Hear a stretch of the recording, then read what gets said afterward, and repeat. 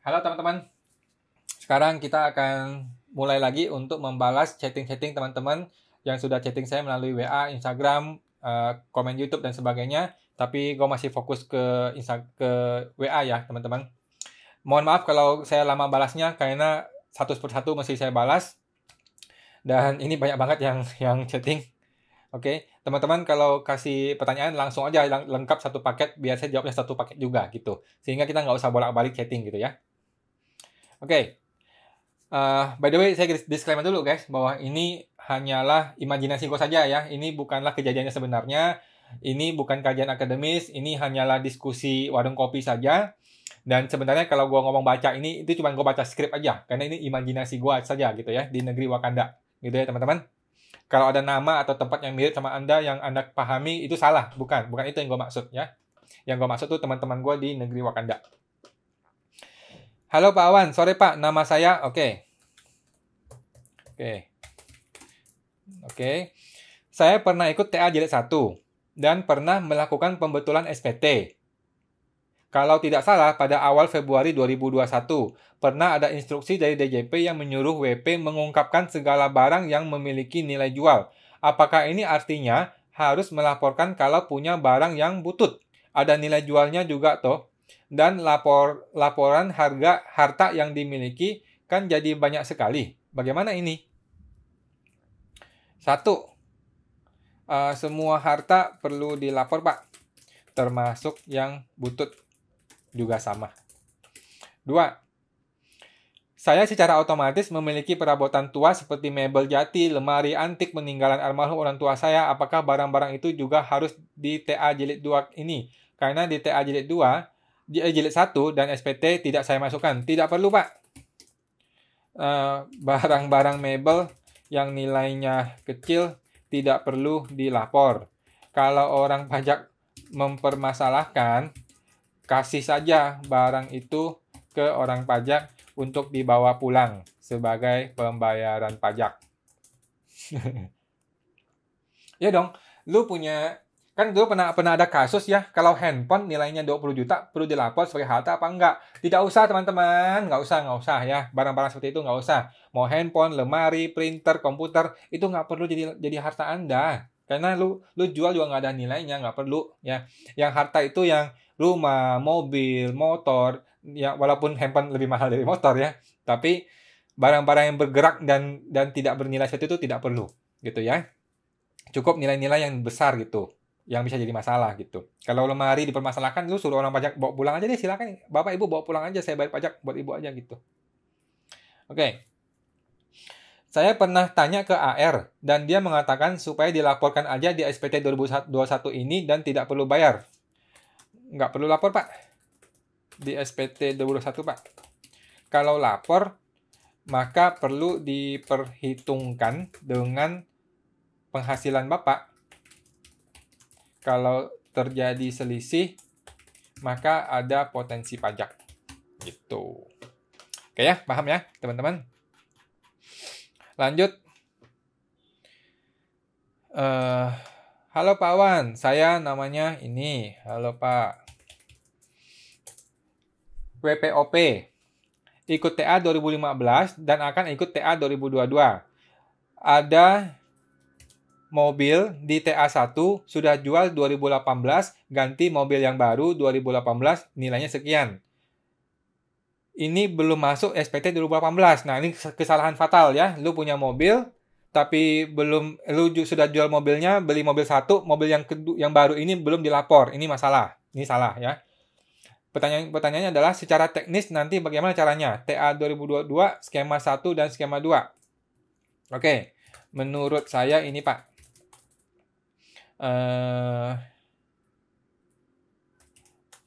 Kalau sudah ikut TA 2015, maka masukkan ke skema 1.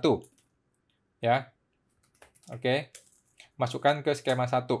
Yang skema 2 juga dilapor dengan nilai yang kecil.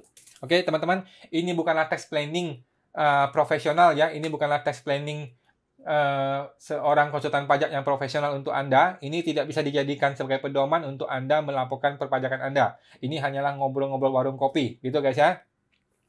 Oke, kenapa gue memberikan advice ini? Karena advice ini juga akan diberikan oleh orang-orang lain kepada Anda, dan cara seperti ini tidak ada solusinya di Undang-Undang HPP. Cara seperti ini adalah gray area yang belum diselesaikan oleh Undang-Undang HPP. Jadi nggak bisa menghindari orang untuk melakukan tax planning seperti ini, gitu guys ya. Oke, lanjut.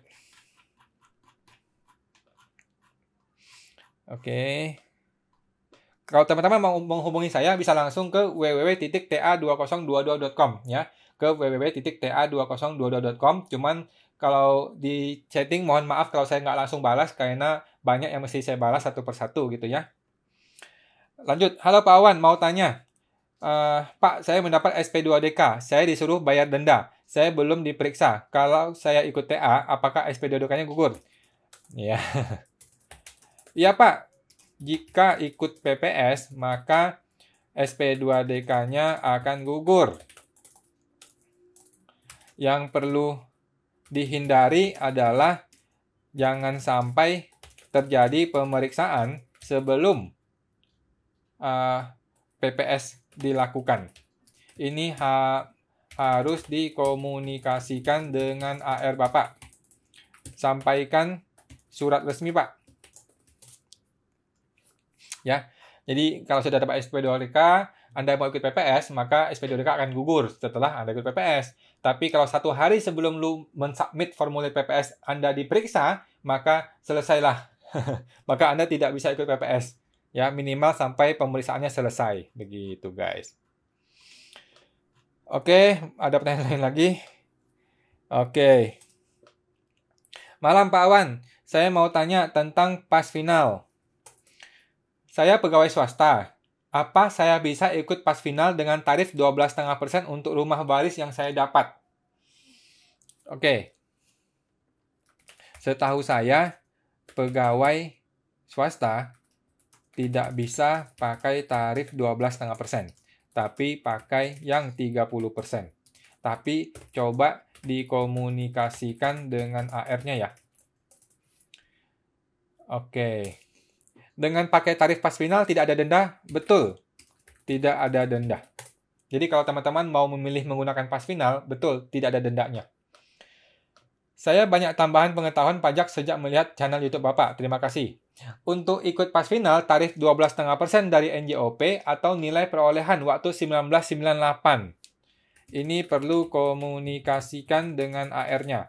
Saya rasa pakai nilai perolehan 1998. Ini saya tidak ikut TA jilid 1, berarti tarif 14% dari nilai perolehan atau NJOP. Atau 8% dari NJOP. Jika tidak ikut TA 2015, terus mau dilapor di PPS 2022, maka pakai skema 2 dengan tarif 14%. 14% kali nilai perolehan. Ya, nilai perolehan. Gitu. Oke, kita lanjut. Oke, halo Pak Awan, mau bertanya, boleh tahu kantor konsultan pajaknya di mana? Saya di rumah saja Pak. Saya di rumah saja. Karena saya di rumah sejak adanya COVID, kita semua bubar, kita semua di rumah. Jadi masing-masing pegawai kerja di rumah semua. Bila saya mau ikut TA, apakah bisa dibantu pembuatan laporannya Pak? Bisa Pak. Jasanya berapa ya untuk WPOP? Untuk WPOP jasanya adalah ini. Jasanya adalah ini, saya WA ya buat teman-teman.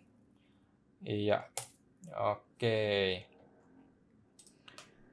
Mudah-mudahan segera dapat ditanggapi. Terima kasih. Posisi saya alamat di Oke. Bila ada waktu saya mau bertemu. Oke. Siap Pak. Sekarang saya lagi banyak ke kantor pajak, bolak-balik meeting. Nanti di awal tahun saja untuk urus PPS-nya, Pak. Oke. Tidak buru-buru kan ya? Oke. Oke, beres. Oke. Lanjut. Malam Pak Awan, apa pembelian saya hanya berupa bukti dokumen faktur pembelian dan arus kas dapat dikreditkan? Faktur pembelian dapat dikreditkan?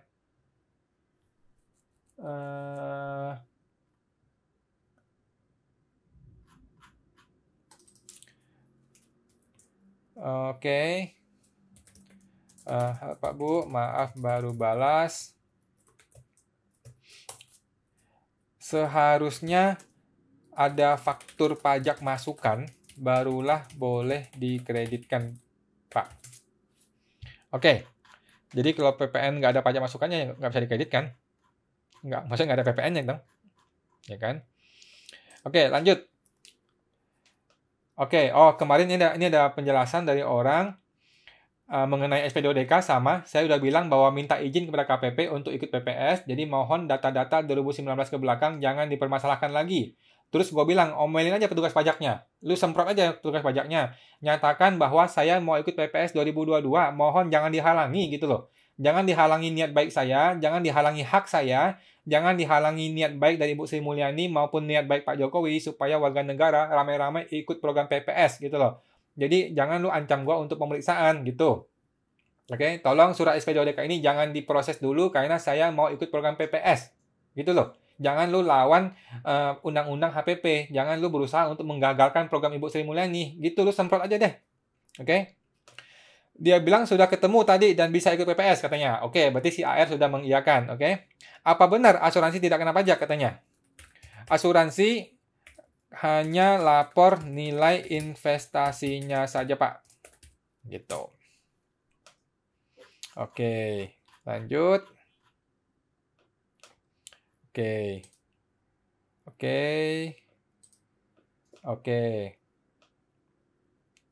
Ya.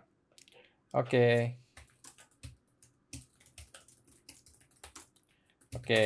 lanjut. Lanjut. Oke. Halo Pak Awan, mau tanya. Malam Pak, ini saya mau tanya. Saya mendapatkan uang warisan lagi ya, dari orang tua.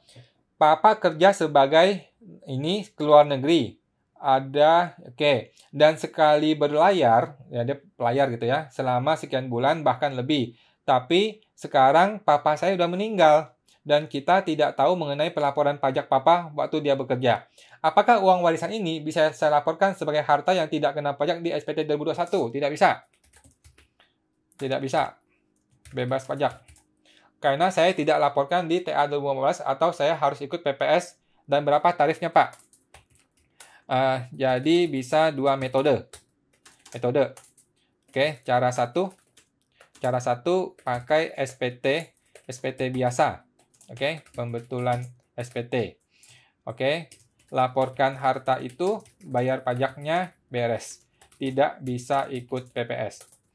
Cara 2, langsung ikut PPS, tidak pembetulan SPT. Jadi langsung ikut ke PPS 2022, bayar ikut skema 2, bayar pajaknya 14%.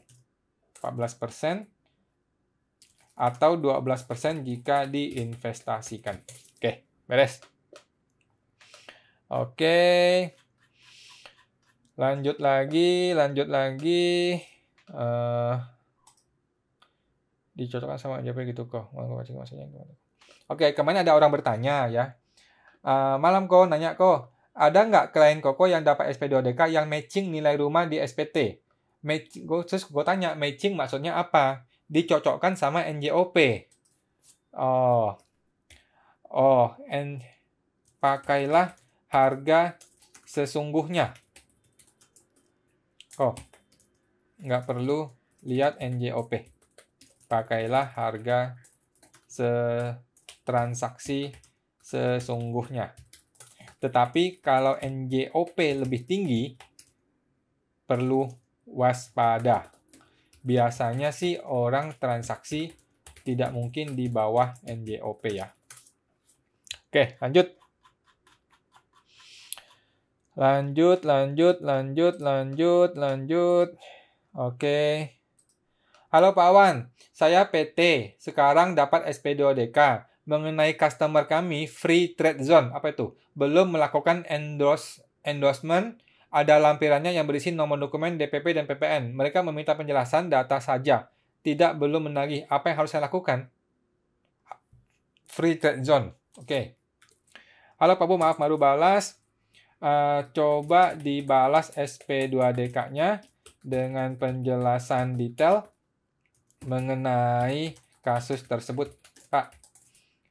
Kalau Bapak merasa SP2DK itu belum jelas, minta saja penjelasan lebih detail ke KPP-nya, ke AR-nya maksudnya.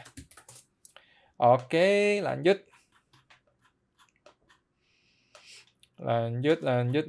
Masih ada lagi. Masih banyak, guys. Aduh, ini ada 10 chatting. Halo Pak Bu, mohon maaf baru balas.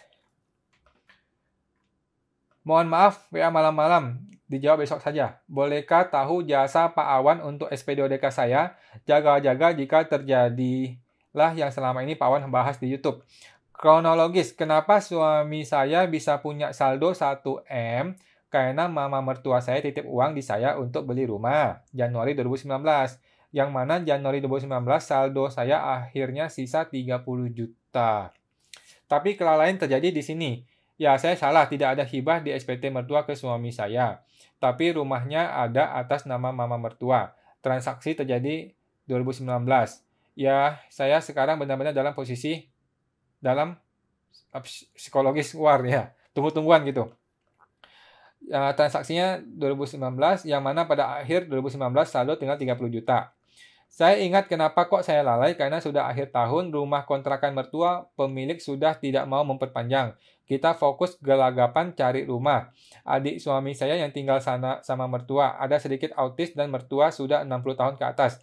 Tulisan bahasa Indonesia dan pemahaman jual beli rumah minim sekali. Karena takut, mertua mentransfer uang itu secara setoran tunai hasil jual emas. Mamer saldo tax amnesty ada sesuai. Maksudnya, biar suami saya yang melakukan uang muka, DP, dan lain berikut biaya ke penjual rumah. Maklum, takut rumah sengketa atau SHM tidak beres dan lain-lain. Jadi kami error. Saya infokan di awal-awal jaga-jaga saja. Oh, oke. Ini masukan dari konsultan pajak saya, makanya saya ragu dia bisa selesaikan. Mohon ini jangan dipublish katanya. Justru saya ingin bisa ikut TA 2022 katanya. Oke.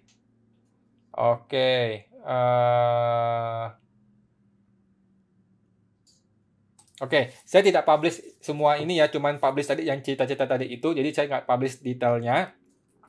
Saran saya langsung ikutkan ke PPS saja, Pak. Ke PPS saja, Pak, biar mudah gitu. Kalau mau pembetulan SPT juga boleh, tetapi konsekuensinya tidak bisa ikut PPS. Supaya aman sih lebih baik ikut PPS gitu. Tapi dia ada SP2DK nggak ya? Oh, ada SP2DK loh. Oh, belum SP2DK kayaknya deh. Belum SP2DK kayaknya deh. Oke. Ini sebelum sudah ada chatting sebelumnya. Oh, sudah ada SP2DK. Oke. Supaya aman sih lebih baik ikut PPS.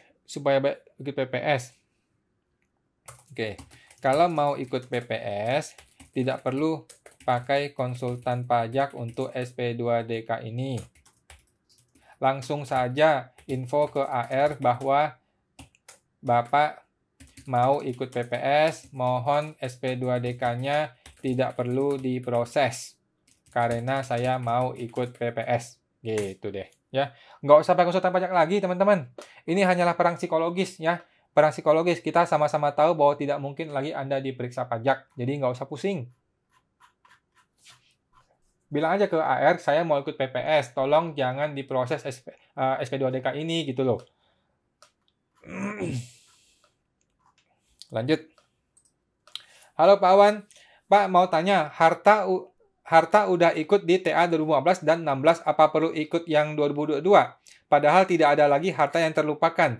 Apa dengan ikut TA 2022 ada jaminan tidak ada pemeriksaan lagi untuk SPT sampai dengan 2020? Oke. Iya Pak, dengan ikut PPS 2022 maka dijamin tidak diperiksa sampai dengan 2020 kecuali ditemukan data baru bahwa ada harta yang masih belum dilaporkan. Kalau memang penghasilan semua sudah dilapor dengan baik apa adanya, ya tidak perlu ikut PPS sih Pak. Santai saja. Gitu. Kalau emang lu sudah lapor semua SPT dengan benar, ya nggak usah ikut PPS, nggak perlu. Ya, PPS itu memang diperuntukkan untuk orang-orang yang lapor pajaknya salah selama ini. Oke, jadi kalau ada petugas pajak tanya kepada Anda, lu salah apa benar sih? Ya lu jawab, saya salah. Gitu. Saya salah dan saya mau menyelesaikan permasalahan saya ini dengan cara PPS. Gitu. Bukan dengan cara SP2DK. Gitu. Oke, lanjut. Ada lagi yang bertanya, kalau mau lapor PPS lebih dari real, udah paling baik dalam bentuk cash saja ya Pak Awan? Yes Pak. Lapor cash paling mudah. Jadi sudah rahasia umum ya bahwa orang ikut tax amnesty 2015 dia melaporkan lebih tinggi daripada yang sebenarnya untuk mengantisipasi kalau nanti dia ada penghasilan di tahun-tahun berikutnya bisa mengcover dari sini gitu. Tapi kali ini berbeda. Kali ini pertama tarifnya jauh lebih tinggi guys. Tarifnya itu lebih dari 10 kali lipat dibanding TA yang dulu. Gitu. Jadi lu pertimbangan dulu nih. Apakah lu rela bayar 8%, bayar 14% hanya semata-mata untuk mengcover tahun depan gitu loh. Gua rasa nggak worth it, nggak perlu. Jadi saya rasa tidak perlu meningkatkan harta Anda lebih tinggi. Laporkan saja apa adanya, ya. Laporkan aja apa adanya. Mau lapor lebih tinggi dikit ya boleh, tapi tidak perlu berlebih-lebihan karena lu berpikir bahwa gue mau lapor sedikit, gue mau lapor lebih banyak karena besok gue masih bisa nipu lagi nih. Besok gue masih bisa nipu, uang hasil tipuan besok itu mau gue masukin seolah-olah gue sudah ada sekarang. Cara seperti itu sudah tidak bisa dipakai guys untuk tahun-tahun ke depannya. Kenapa? Karena tahun ke depan data pajak itu sudah lengkap guys. Data perpajakan tahun depan sudah lengkap. Jadi lu nggak bisa lagi nipu pajak. Lu nggak bisa lagi ngebohong pajak gitu loh guys. Oke ya? Jadi sebaiknya laporkan apa adanya. Nambah dikit juga oke. Tapi nggak perlu banyak-banyak. Karena ke depannya semua konsultan menyarankan Anda untuk laporlah dengan benar. Gitu loh. Jangan pernah lagi punya mindset untuk lapor tidak sesuai dengan yang sebenarnya. Kebalik guys. Sekarang lu harus punya mindset laporkan semua apa adanya ke depan ya. Mulai 2022 laporkan semuanya apa adanya ke kantor pajak. Dengan begitu, lu akan tidur nyenyak, hidup lu lebih tenang, lu nggak usah khawatir apa-apa. Gitu guys. Oke ya, teman-teman. Oke, lanjut lagi. Satu lagi deh. Masih banyak sih. Satu lagi deh. Oke, lanjut ya. Satu lagi. Malam kawan, saya mau tanya mengenai video tax amnesty bagian 1 dan bagian 2. Kalau kita belum pernah ikut TA, kenapa nggak bisa ikut yang bagian 1? Nah, oke. Karena undang-undangnya ngomong begitu. Gitu, Pak. Kita tidak bisa melawan undang-undang. Ya benar kan, undang-undang ngomong begitu. Lu mau lawan undang-undang kan nggak bisa. Ya kan? Tapi alasan logisnya adalah untuk harta 2015 ke belakang, yang skema 1, itu sudah dikunci oleh Undang-Undang Nomor 11 Tahun 2016 tentang pengampunan pajak. Jadi lu tidak boleh menggunakan PPS ini untuk harta 2015 ke belakang. Gitu loh guys. Jadi PPS skema 1 itu hanya mengcover tambahan atas Undang-Undang Nomor 11. Gitu. Kenapa begitu? Karena tidak boleh dalam satu masa pajak diatur oleh dua undang-undang. Nanti akan terjadi ketidakpastian hukum. Dan undang-undang yang sudah ada tidak boleh dibatalkan oleh undang-undang PPS. Terjadi ketidakpastian hukum gitu loh guys. Oke ya. Jadi harta 2015 ke belakang sudah diikat oleh undang-undang pengampunan pajak yang dulu, maka undang-undang yang baru itu hanya menambahkan saja, hanya mengcover mereka-mereka yang sudah ikut saja. Kalau lu tidak ikut undang-undang itu, udah nggak bisa gitu. Lu boleh masuk ke skema 2. Begitu guys ya. Lalu kalau kita lapor kegedean, misal punya uang 1M, lapor 10M, apa nanti kita diminta pembuktian? Tidak akan diminta pembuktian, Pak.